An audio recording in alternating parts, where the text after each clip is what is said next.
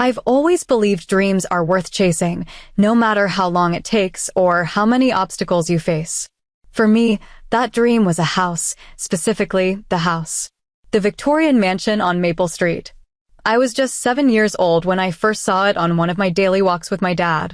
Its towering turrets looked like they were plucked straight from the pages of a fairy tale, and its stained glass windows sparkled like gems in the sunlight. Back then, I would stop and stare through the iron gates, imagining the life I'd lead if I lived there, sipping tea in the parlor, hosting elegant gatherings in the ballroom, and writing by the window as the light filtered through those colorful panes. Even as I grew up, that house never stopped being my dream. It became a symbol of everything I wanted: independence, stability, and beauty. And so, while my friends spent their 20s splurging on vacations and designer handbags, I saved every spare penny I could. My little apartment may have been modest, but it was my base camp for the climb toward something greater. Every time I walked by the mansion and saw its ivy-covered walls, I told myself, one day. For a long time, I thought that dream was just for me. I mean, why would anyone else care about that old house? My family certainly didn't. My parents and my sister, Olivia, never understood my fascination with it. They thought I was wasting my time. Olivia, in particular, used to roll her eyes and call me obsessed whenever I brought it up. She'd always been the golden child, the one who could do no wrong in my parents' eyes, while I was the odd one out. She had her perfect job, her perfect social life, and her perfect little checklist of achievements. Meanwhile, I was the one chasing a pipe dream, as they called it. Then, 3 months ago, the unthinkable happened. The for sale sign went up. I couldn't believe it.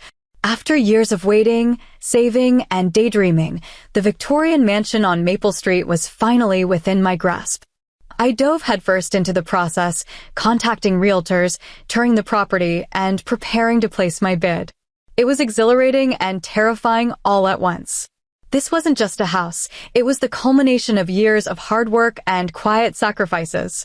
I didn't tell anyone, not even my family, because I didn't want their skepticism clouding my excitement. That's why, when I pulled into the driveway last Saturday and saw my family's cars parked there, my heart nearly stopped. At first, I thought maybe it was some kind of coincidence. Maybe they were just in the area. But then I saw Olivia on the front porch, waving at me like she'd just won the lottery. "Oh good, you're here," she called out, her voice dripping with exaggerated enthusiasm. "We wanted to surprise you." I didn't need to step inside to know what had happened. The smug satisfaction on my father's face as he jingled the keys told me everything I needed to know. They'd bought it. My family had bought my dream house. I stood there, frozen, as Olivia led me inside, gushing about how they just couldn't resist it. "It's much too grand for just one person anyway," she said, casting a glance at me that felt like a dagger. My mother chimed in about how it would be perfect for hosting family gatherings, unlike my cramped little apartment. It wasn't the first time they'd done something like this. My family had a knack for turning everything into a competition. Promotions, vacations, even hobbies, everything was fair game.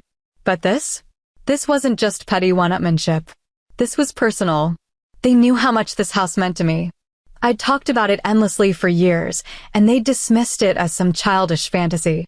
Now, here they were, rubbing their so-called victory in my face. But what they didn't know, what they couldn't possibly know, was that I'd seen this coming. The moment I spotted Olivia discreetly touring the house last month, I knew exactly what they were planning. And for the first time in my life, I wasn't going to let them win. While they were busy scheming, I was 3 steps ahead, quietly closing on something even better. The Victorian mansion may have been my dream, but dreams evolve. As I stood in that beautiful house, listening to their self-satisfied chatter, I kept my expression neutral. Let them have their moment. They'd think they'd won, just like they always did. But they were about to learn that not all victories are what they seem. Sometimes, the best move is to let people think they've outsmarted you, right until you checkmate them. The moment Olivia opened the door and ushered me inside the Victorian mansion, I could feel the gloating in the air. It was thick, almost suffocating. My mother beamed like she'd just won a grand prize, and my father, with his usual pompous grin, jingled the keys in his pocket like they were a trophy. Olivia, of course, was in her element.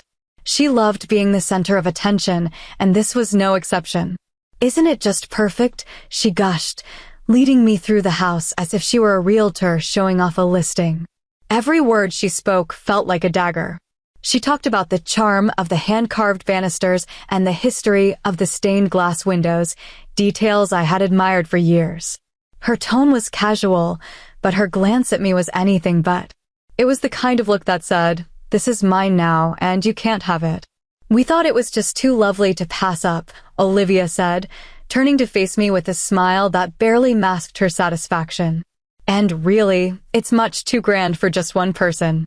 She emphasized one person like it was a reminder of my single status, as if that somehow disqualified me from owning a beautiful home. My mother chimed in with her usual flair for backhanded compliments. "You never really entertained properly in that little apartment of yours," she said, glancing around the room. "But now we'll have the perfect space for family gatherings. Thanksgiving here will be divine."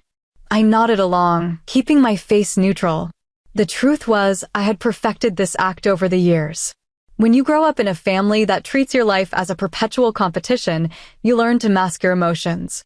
If I had shown even a flicker of anger or disappointment, it would have been fuel for their fire. So, instead, I let them bask in their victory, offering nothing but polite smiles and neutral responses. Olivia led me through the house, room by room, pointing out all the features I already knew by heart. The original hardwood floors, the antique fireplace, the intricately detailed crown moldings. I had spent hours studying every photo on the listing. Yet, hearing her talk about them as though she'd discovered them herself was like salt in an open wound. "Oh, and wait until you see the backyard," Olivia said, practically skipping toward the rear of the house. "It's just perfect for summer parties. I'm already planning a 4th of July barbecue." The backyard. The one I'd imagined transforming into a lush garden oasis with a koi pond and a gazebo. Now it was just another space for Olivia to stake her claim, another part of my dream reduced to her triumph. My father, never one to miss an opportunity for a jab, turned to me as we passed through the dining room. "Some of us know how to handle money properly," he said, puffing up with pride. "It's all about priorities, Sophia. You can't spend your whole life throwing money at degrees and expect to afford something like this." I felt the sting of his words, but only for a moment. They used to hit harder when I was younger, when I still cared about their approval. But now? Now they rolled off me like water on stone. My wasted education had led to a career that not only fulfilled me, but had also given me the financial freedom to build a life on my terms. I didn't need their validation anymore. As we completed the tour, Olivia turned to me with a mock-sincere expression. "I hope you're not too upset," she said. "We really just couldn't resist. And besides, it's not like you were actually going to get it, right?" I almost laughed at the audacity of her comment. The truth was, I had been steps away from placing my bid when I realized what they were up to. And in that moment, I made a decision. They could have this house. Let them think they'd won. Because while they were busy snatching up the Victorian, I was securing something better, something they didn't even know existed. I kept my voice calm, almost casual, as I responded. "It's a lovely home," I said. "I'm glad it worked out for you."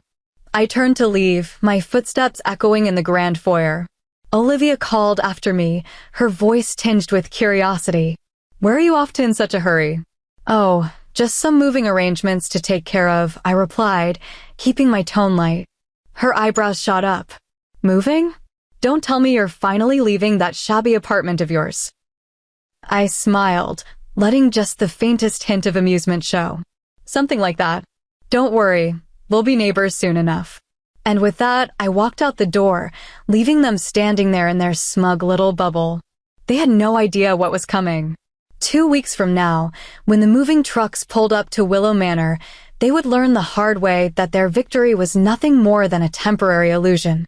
Sometimes, the best way to win isn't to fight the battle. They were about to discover what happens when you're outplayed before you even know the game has begun. If there's one thing I've learned from a lifetime of dealing with my family, it's this. they're predictable. Olivia, my sister, has always loved the thrill of one-upping me. My parents? They thrive on reminding me that I'm the odd one out, the one who didn't quite fit their mold of success. So, when I saw Olivia touring the Victorian mansion last month, trying to be discreet, as though her intentions weren't glaringly obvious, I knew exactly what was coming. That was the moment I realized I had to pivot. The Victorian mansion had been my dream, yes, but it was more than just the house. It was the culmination of years of hard work and quiet sacrifices. And I wasn't about to let them strip that from me without a fight. But here's the thing. My fight doesn't look like theirs. While they obsess over small victories, I play the long game. So, instead of rushing to outbid them, I redirected my energy. A few phone calls and several sleepless nights later, I was signing the papers for Willow Manor, a property so grand, it made the Victorian look like a charming starter home. If the Victorian mansion was a dream, Willow Manor was an awakening. A sprawling estate with towering ceilings, intricate hand-painted murals, a ballroom, and even a rooftop garden. It wasn't just bigger, it was a masterpiece. The best part? It was right next door. I didn't tell a soul. My contractors were sworn to secrecy, my plans kept strictly under wraps. As far as my family was concerned, I was still the same Sophia living in a tiny apartment, quietly stewing over their latest attempt to humiliate me. Let them think that. Let them savor their moment. It only made the game more satisfying. Every time I walked past the Victorian during renovations, I couldn't help but smile. I'd see Olivia fussing with designers and my parents eagerly debating paint colors, completely oblivious to the fact that their triumph was already being overshadowed. It wasn't just about besting them, it was about showing them that while they were busy scheming to beat me, I was building something far greater. The process wasn't without its challenges. Willow Manor was beautiful, but it needed work to shine. The ballroom's chandeliers were tarnished, the wine cellar was outdated, and the gardens had been neglected for years. But I poured my energy into the project, overseeing every detail with the precision I'd honed in my career. This wasn't just about making a statement, it was about creating a home that reflected who I had become. The renovations became my solace. While my family busied themselves with the Victorian, I spent my evenings meeting with architects and designers, poring over blueprints and fabric swatches. I imagined the look on Olivia's face when she saw the grand staircase, the hand-carved moldings, the sprawling conservatory filled with rare plants. It was the kind of satisfaction you can't buy, the kind that comes from knowing you've outmaneuvered everyone without them even realizing it. And then there was the rooftop garden. From the first time I stood up there, looking out over the neighborhood, I knew it would be the piece de resistance. The view was stunning, rolling hills in the distance, the skyline glittering at sunset. And, as an added bonus, it provided a perfect vantage point to look directly into the backyard of the Victorian mansion. Every time I thought about Olivia hosting one of her garden parties under the shadow of Willow Manor, I couldn't help but chuckle. Of course, the real joy came from knowing that this wasn't just about proving a point. Willow Manor was more than a tool for revenge. It was the culmination of everything I'd worked for. The years of scrimping and saving, of enduring their jabs and criticisms, had all led to this. And for the first time, I felt truly at peace with the path I'd chosen. Still, I couldn't deny that I was looking forward to the reveal. It wasn't about rubbing it in their faces, well, not entirely. It was about reclaiming my narrative. For years, they had seen me as the family disappointment, the one who couldn't measure up. But they had underestimated me, as they always did. And now, they were about to learn just how wrong they had been. The day I signed the final paperwork, I stood in the grand foyer of Willow Manor, staring up at the crystal chandeliers. It was a surreal moment, one that felt almost too good to be true. I thought about my family, busy with their petty triumphs, and smiled. Let them have their moment, I said aloud, the sound echoing through the vast space. They have no idea what's coming. For the first time in years, I felt the weight of their expectations lift. This wasn't about them anymore, it was about me. And in 2 weeks, when the moving trucks pulled up and the first pieces of premium furniture were unloaded, they would realize that they had been playing a game they could never win. Because while they were busy competing, I was building something bigger, something better. They'd spent their lives underestimating me, and now they'd have to live with the consequences. Literally. Right next door. 2 weeks later, the day had finally arrived. Moving day.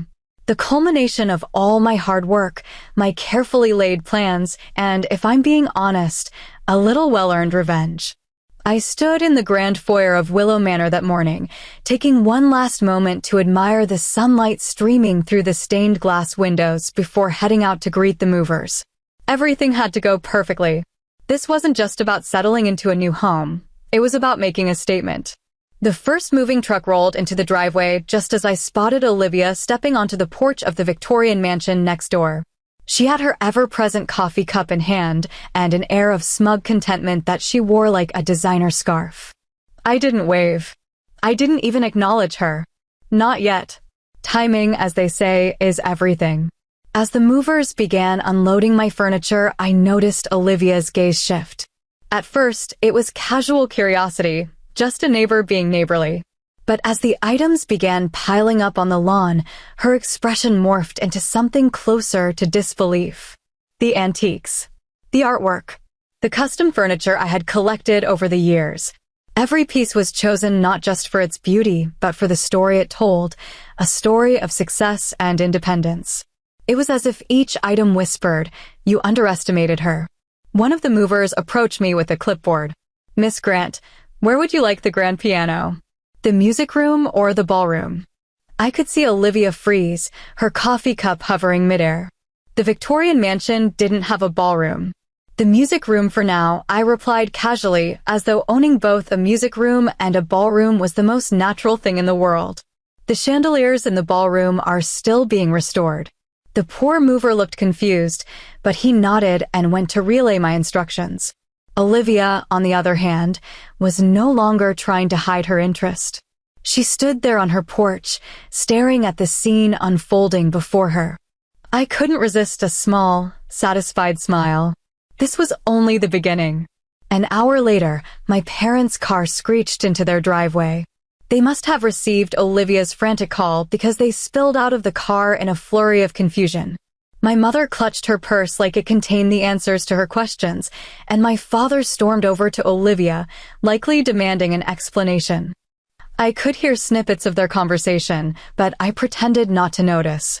I was far too busy directing the movers and inspecting the placement of my belongings. It wasn't long before my family decided they couldn't stay on the sidelines any longer. My mother's voice carried across the lawn like an alarm bell. "Sophia, what's going on here?" I turned slowly, affecting surprise. "Oh, hello," I said, my tone polite but detached. "Just moving into my new home. Would you like a tour?"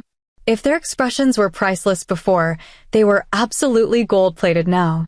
My mother's mouth opened and closed like a fish gasping for air. My father's face turned a remarkable shade of crimson, and Olivia looked as though she had swallowed a lemon. The three of them exchanged glances, clearly trying to process what was happening. "Your new home," Olivia finally managed, her voice higher-pitched than usual. "You couldn't possibly afford this." That was the opening I had been waiting for. "Actually," I said smoothly, "I could. You see, while you were busy focusing on the Victorian, I was making other arrangements. This place caught my eye, and I just couldn't resist." My father's jaw tightened. "You let us think you couldn't afford anything like this." "I let you believe what you wanted to believe," I replied with a shrug. "Just like you let me believe you cared about my dreams when you outbid me on the Victorian." The silence that followed was deafening. My family had spent years underestimating me, seeing only what they wanted to see. They thought I was struggling in my small apartment, that I was too focused on my career to notice their constant need to undermine me. But now, standing in front of Willow Manor, they couldn't ignore the reality. I had outplayed them. "Let me show you around," I said, gesturing toward the open front door. "It's really something." I led them inside, and their reactions were everything I had hoped for. The grand staircase, the hand-painted ceiling murals, the conservatory, it was all so much more than they had imagined. And when I opened the double doors to the ballroom, my mother actually gasped. "This is where I'll be hosting the family Christmas party this year," I said casually. "I assume that won't be a problem?" "Christmas is always at our house," my mother stammered. "Well, Things change, I replied with a smile. Besides, my ballroom can fit the entire family comfortably. No more cramped quarters. They left shortly after, retreating to their Victorian mansion like soldiers who had lost a battle. Through the windows, I watched them huddle on their porch, whispering furiously. Whatever they had planned, it had backfired spectacularly. As I stood in my newly renovated foyer that evening, the satisfaction was undeniable. They had spent years treating me like competition instead of family, and now they had no choice but to live next door to the constant reminder of their own pettiness. The game they started had ended, and they had lost before they even knew it had begun. The satisfaction I felt that evening was unlike anything I'd experienced before, not loud or gloating, but quiet, steady, and deeply satisfying. For the first time in years, I wasn't reacting to my family's games. I wasn't defending myself or trying to prove my worth. I had played by my own rules, and it was my move that had left them reeling.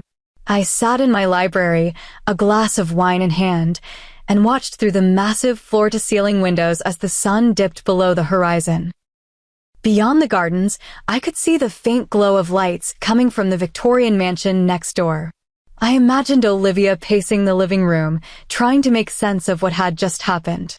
My parents would be gathered around, whispering about me, about how I could have possibly pulled this off. My phone buzzed on the table, interrupting my thoughts. I glanced at the screen to see messages from each of them. Olivia's came first. "You planned this all along, didn't you?" It wasn't even a question. Not really. I could picture the exasperation in her voice, the way her mind was racing to figure out where she had gone wrong. I let the message sit unread. Next was my mother. "We need to discuss Christmas arrangements." And finally, my father. "We should talk about your investment strategies." I laughed softly to myself. After years of belittling my choices, dismissing my ambitions, and treating me as though I were an afterthought, now they wanted my advice. The irony was almost too much. But this wasn't the time for gloating, at least not openly. I didn't need to say anything to make my point. The house, the success, the sheer magnitude of what I'd accomplished said it all for me. For years, they'd acted as if my life choices were failures, as if my focus on work and independence was a weakness. And yet here I was, thriving in a way they couldn't have imagined. The next morning, I decided it was time to put the final touch on my victory. I hired a landscaping company to begin work on the gardens surrounding Willow Manor. My vision for the space was grand. Blooming flower beds, cascading fountains, and a pergola that would become the centerpiece for outdoor gatherings. It wasn't just about the aesthetics. It was about creating something permanent, something that would stand as a testament to what I'd built. The work began early, just as I'd instructed. The hum of power tools and the rhythmic pounding of construction echoed across the neighborhood, loud enough that I saw Olivia peeking through her curtains within the hour. I smiled and went about my day, meeting with contractors to discuss the next phase of renovations. What my family couldn't understand, and what I wouldn't explain to them, was that this wasn't about revenge. Not entirely, anyway. Yes, there was a certain satisfaction in seeing them struggle to process what had happened, in knowing that their attempt to outdo me had only highlighted their own shortcomings. But more than that, this was about reclaiming my story. For years, they'd tried to define me by their standards. I was the disappointment, the one who didn't fit into their picture-perfect mold. I was too focused on my career, too independent, too different. But now I had shown them, and, more importantly myself, that those differences were my strength. When I passed by the Victorian mansion later that day, I saw my mother in the front yard, trimming the hedges with a look of quiet determination. Olivia sat on the porch, her arms crossed, her expression unreadable. Neither of them called out to me, and I didn't stop to speak. I didn't need to. That evening, I settled into the library again, this time with a stack of papers I'd been neglecting. Research proposals, grant applications, ideas for the center I planned to open in the east wing of Willow Manor. It felt good to focus on my work, to pour my energy into something that mattered. As I worked, I couldn't help but think about the difference between me and my family. For them, everything was about appearances. It wasn't enough to succeed, they had to be seen succeeding, to have their victories validated by others. For me, it was about the substance behind the success. The house was just a symbol, a physical manifestation of years of hard work and perseverance.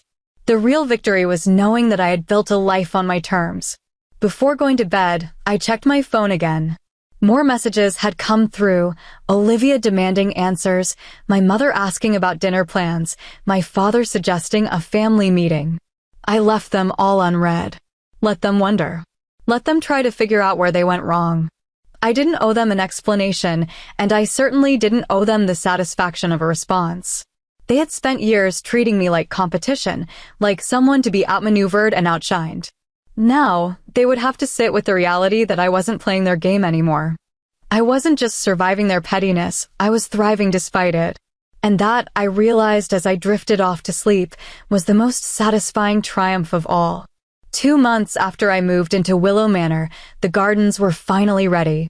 The landscapers had outdone themselves, transforming the sprawling grounds into something straight out of a magazine. Lush flower beds framed by perfectly trimmed hedges, a fountain glimmering in the sunlight, and a pergola draped with ivy. It was breathtaking. Every detail had been designed with purpose, not just for beauty, but to make a statement. This wasn't just a home, it was a masterpiece. And now it was time to unveil it. I decided to host a garden party to celebrate the transformation, a way to introduce myself as the new centerpiece of the neighborhood. The guest list was carefully curated. Local business leaders, university colleagues, influential community members, and, of course, a handful of neighbors. My family, naturally, wasn't involved in the planning. That was part of the fun. The day of the party, the caterers arrived early to set up. Elegant tables were placed beneath imported parasols, and string musicians tuned their instruments near the fountain.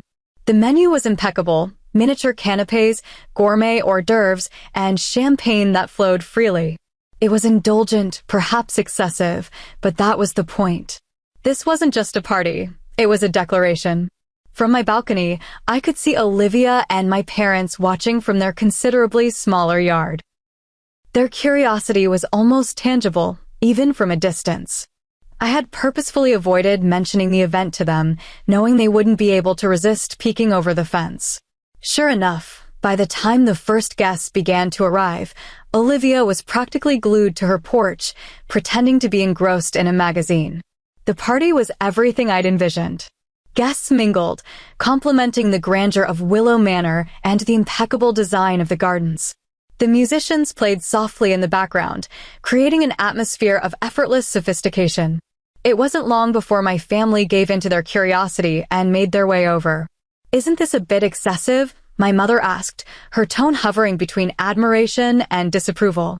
She gestured vaguely at the setup, her eyes darting around as if she couldn't decide whether to be impressed or annoyed. "Not at all," I replied, accepting a champagne flute from a passing server. Just a little way to welcome the neighbors properly. My father shifted uncomfortably, his eyes lingering on the fountain. Olivia, however, couldn't contain herself. She cornered me by the rose garden, her expression a mix of irritation and disbelief. "Was this your plan all along?" she demanded, keeping her voice low. "To make us look foolish?" I took a sip of champagne, letting her question hang in the air for a moment before responding. "No," I said truthfully. "My plan was to buy the house I wanted. You're the ones who turned it into a competition." Her face flushed, but she didn't argue.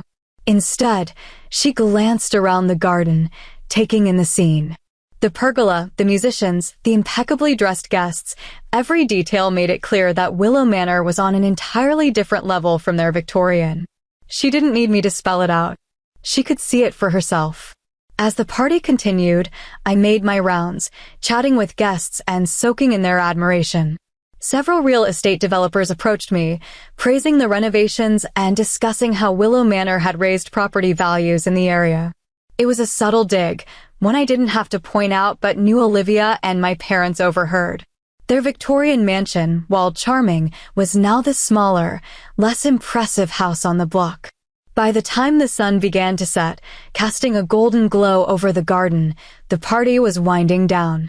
My family lingered near the fountain, clearly torn between leaving and staying to see what else they could glean. I let them stew for a while before making my way over. "Well," I said, setting down my champagne flute, "I hope you're enjoying the party." My mother offered a tight smile. "It's lovely," she said, though her tone betrayed her discomfort. "Thank you," I replied. "I'm glad you could stop by. It's always nice to catch up with family."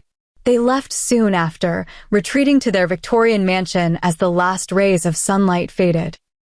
Through the pergola, I watched them cross the lawn, their figures silhouetted against the glow of the fountain. For the first time, they looked small, not physically, but in the way they carried themselves. The confidence, the smug superiority that had always defined them was gone. Later that evening, as I stood on my rooftop garden overlooking the neighborhood, I reflected on the day's events. The party had been a resounding success, not just socially but symbolically. My family had spent years treating me like I was lesser, like I didn't belong in their carefully curated world. But today, I had shown them, and everyone else, that I wasn't just part of that world. I was redefining it. The best part? I hadn't done it to spite them. The party, the renovations, the grandeur of Willow Manor, it was all for me. My family's reaction was just a bonus. They had wanted to teach me a lesson, to remind me of my place. Instead, they had been forced to confront their own insecurities, their own limitations. As I looked out over the Victorian mansion, now overshadowed by the brilliance of Willow Manor, I couldn't help but smile. Let them whisper, let them scheme. I had nothing to prove to them anymore. They had spent their lives trying to make me feel small. Now, they would spend the rest of theirs living in the shadow of what I had built. It started with a knock at the door. It was a crisp, sunny morning, and I had just finished my tea in the conservatory when I heard it. At first, I thought it might be one of the landscapers or a delivery, but when I opened the door, I was greeted by my father. He stood there on the front step of Willow Manor, his posture stiff and his expression tight, like someone about to negotiate a deal he didn't particularly want to make. "Sophia," he said, his tone formal, "do you have a minute to talk?" I almost laughed. Talk? My father never wanted to talk unless it was to deliver a thinly veiled lecture about my life choices. Still, curiosity got the better of me. "Sure," I said, stepping aside to let him in.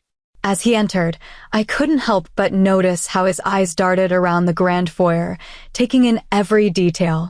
The intricate moldings, the polished floors, the crystal chandelier. It was clear he was as impressed as he was uncomfortable. I led him to the sitting room, where he perched on the edge of a chair, looking oddly out of place. "I won't take up too much of your time," he began, fidgeting with his watch. "I wanted to discuss a possibility." I leaned back in my seat, crossing one leg over the other. "I'm listening." He cleared his throat, avoiding my gaze. "The Victorian mansion," he said. "Your mother and I have been talking, and we've come to the conclusion that, well, it's more work than we anticipated. The maintenance costs, the renovations, it's all adding up." I waited, letting him squirm a little. He wasn't used to admitting defeat, and it showed. "So," he continued, "we thought perhaps you'd be interested in buying it. Keeping it in the family, so to speak." For a moment, I just stared at him, letting the words sink in. After everything, after they had gone out of their way to snatch the Victorian mansion out from under me, after they had gloated and paraded their so-called victory, they were now asking me to bail them out. I couldn't help it. I laughed. "Is something funny?" my father asked, his tone bristling with irritation. "Oh, it's just..." I trailed off, shaking my head. "The irony of this situation is something, isn't it? You buy the house I've dreamed of for years, not because you wanted it, but because you wanted to beat me. And now you're asking me to take it off your hands."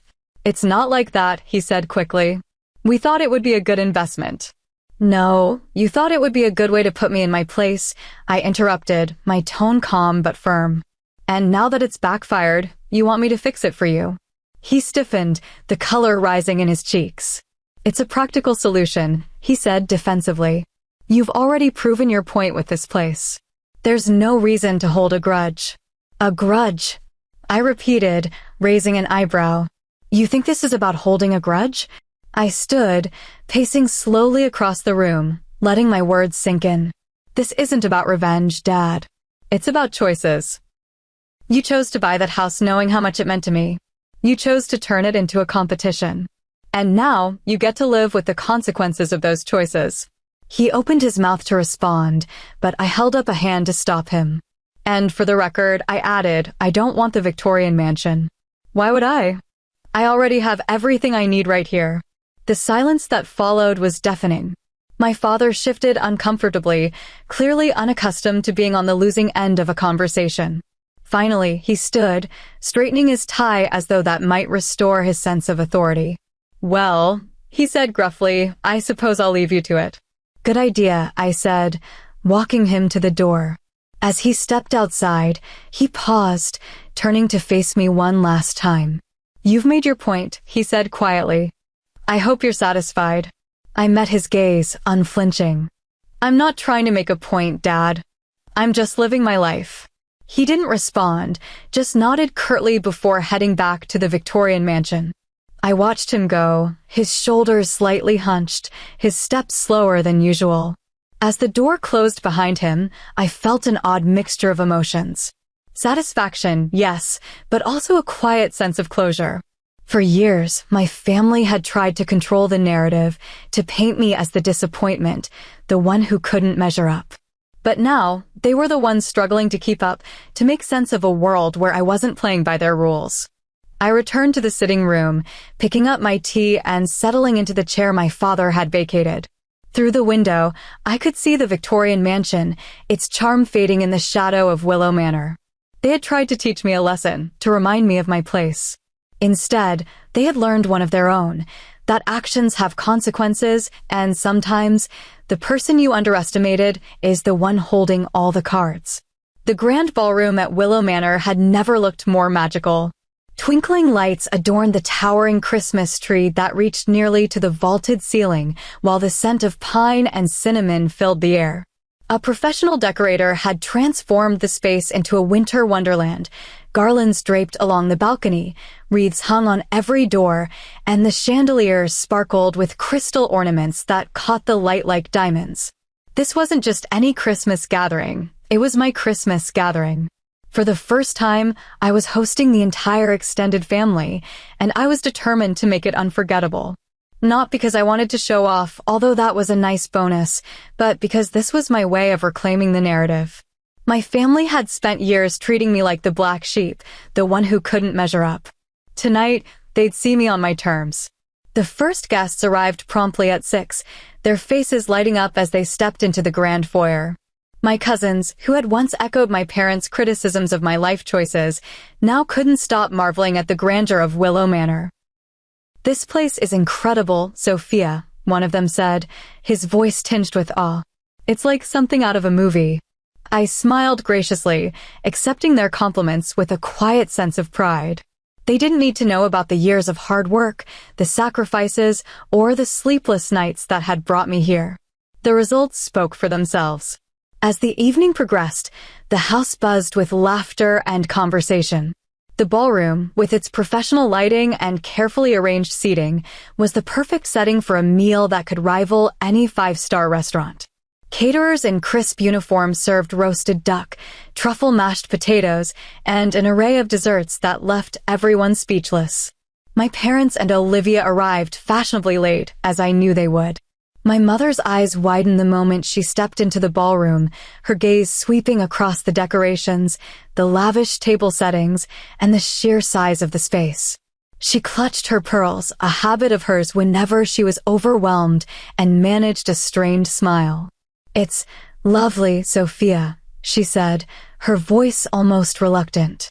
"Thank you," I replied, keeping my tone neutral.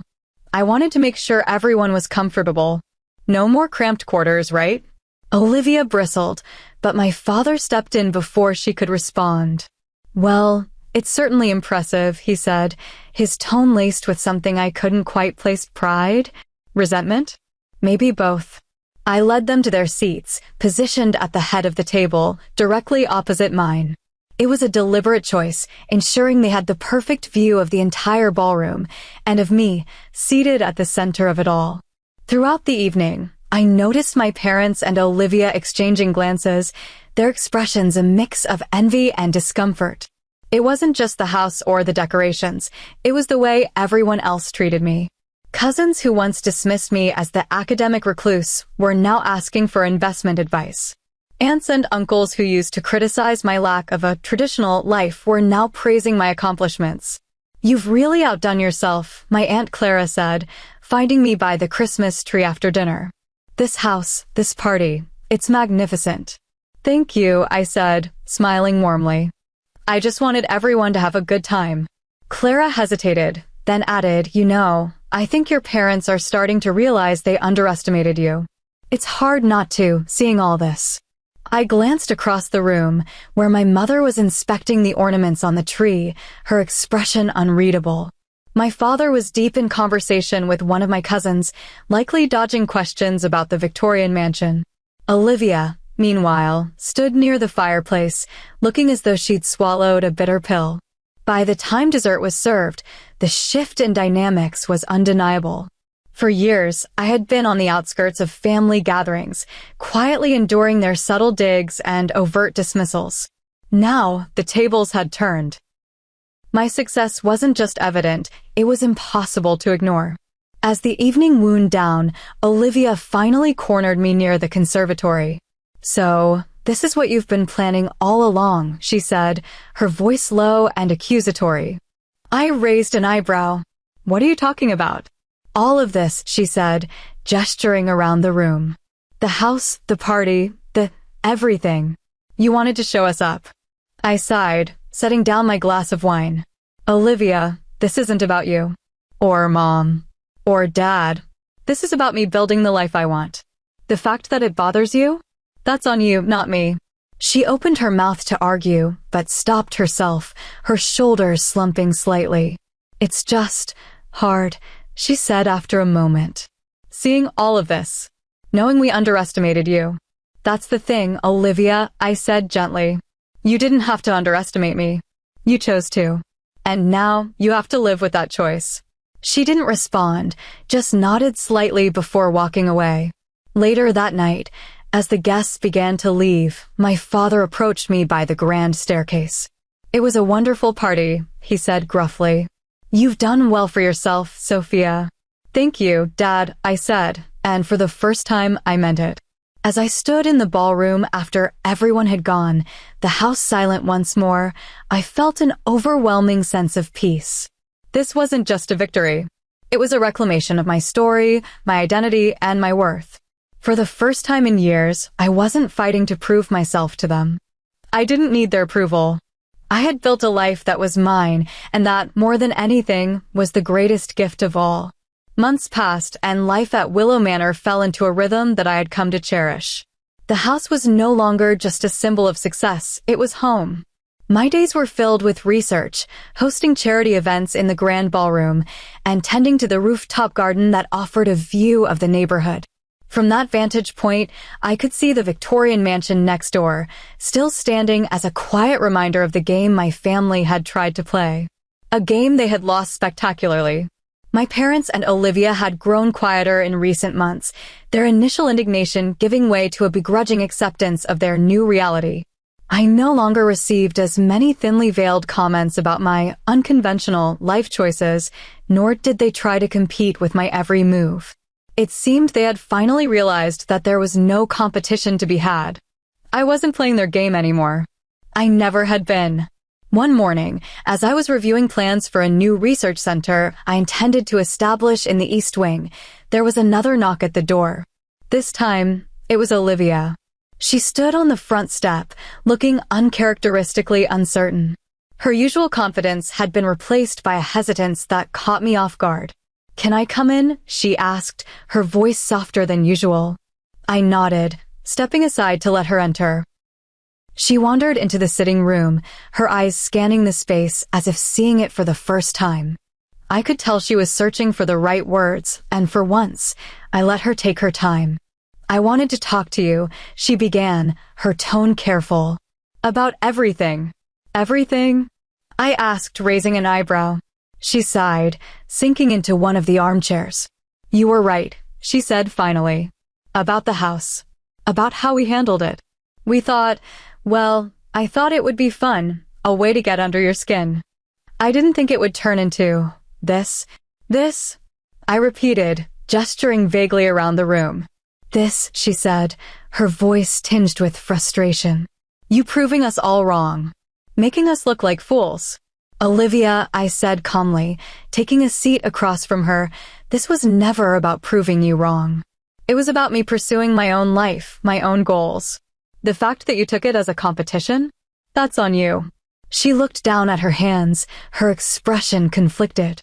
It's just hard, she admitted. Living next door to this. Knowing we underestimated you. I leaned back, folding my arms. Do you know what the hardest part of all this has been for me? It's not the house or the competition or the constant need to prove myself. It's the fact that my own family couldn't see me for who I am. You didn't just underestimate me, you dismissed me. Over and over again. She didn't respond, just nodded slowly. For a moment, there was silence between us, heavy with unspoken truths. Finally, she stood, smoothing her skirt. Well, she said quietly, I just wanted to say I'm sorry. For everything. I watched her leave, unsure how to feel. It wasn't quite closure, but it was a start. The ultimate lesson came not in grand gestures or dramatic confrontations, but in the quiet moments that followed. Hosting family gatherings in my ballroom became a tradition. Christmases, Thanksgivings, and reunions, Willow Manor was the epicenter of it all. Each event was a reminder of how far I had come and how much had changed. Cousins who once echoed my parents' criticisms of my career now sought my advice on investments. Aunts who had once whispered about my single status now praised my independence. Even my parents, who had spent years treating my choices as disappointments, seemed to soften. My father occasionally asked for tips on managing their increasingly burdensome Victorian mansion, and my mother, though reluctant to admit it, often seemed awed by the life I had built. But the biggest change was in me. For years, I had measured my worth against their expectations, constantly striving to prove myself in their eyes. Now, I realized I didn't need their validation. My life, my choices, my success, none of it depended on their approval. And that was the real victory. One evening, as I stood on my rooftop garden, watching the lights from the Victorian mansion flicker in the distance, I felt a quiet satisfaction. My family had tried to teach me a lesson about knowing my place. Instead, they had learned a lesson about underestimating me. Their attempts to outdo me had only served to highlight their own insecurities, their own limitations. Sometimes, the best revenge isn't about getting even, it's about rising above. I hadn't just reclaimed my dream, I had redefined it, building a life that was uniquely mine. And as I looked out over the neighborhood, the air crisp and filled with the scent of blooming flowers, I realized something important. The game they had started was over. And I had won, not by playing their rules, but by living on my terms. Let them whisper. Let them watch. I had nothing to prove anymore. Willow Manor was more than a house. It was a testament to my resilience, my independence, and my refusal to be defined by anyone else. And that, more than anything, was the ultimate lesson.